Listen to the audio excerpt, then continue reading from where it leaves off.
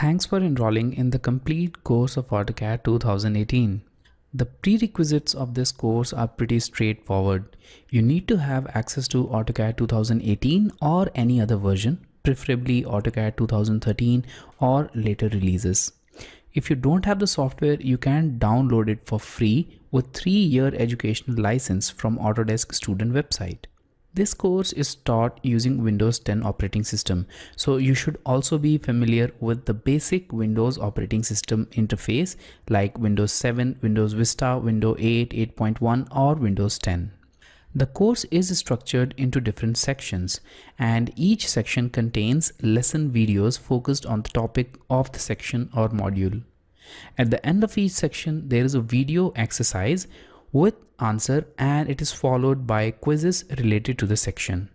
The lesson files containing drawings and resources used in the video are available for download with every lesson, and if you want to download all the lesson files at once, then download it from this video. The course contains video lectures with practical real-life examples from industrial drawings. And the video lessons are made to facilitate learners to follow along the video and practice the lessons on their own.